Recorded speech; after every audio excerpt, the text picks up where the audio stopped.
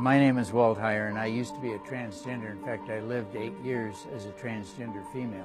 The reason I'm no longer a transgender is because I found the truth.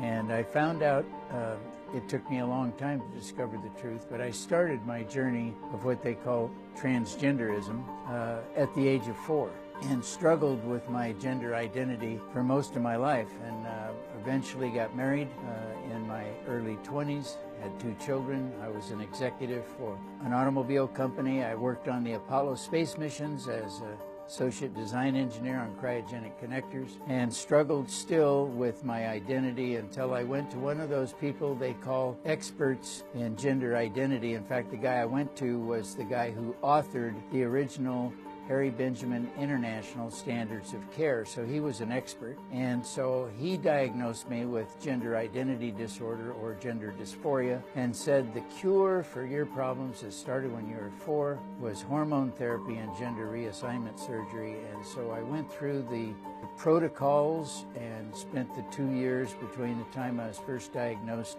wondering if this was going to work. And eventually in April of 1983, I underwent gender reassignment surgery in Trinidad, Colorado. It was a few years after that, about 5 or 6 years after that, I began to study psychology and of addictions at UC Santa Cruz, and began to crack open the books and found out that people who identify as a transgender are actually suffering from a variety of what they call comorbid disorders: schizophrenia, bipolar disorder, body dysmorphic disorder, obsessive compulsive disorder, and many other disorders that the people who are experts, like my doctor was, never pay any attention to. And it's, frankly speaking, from my point of view as a former young child who did this, it's child abuse, and it shouldn't be done.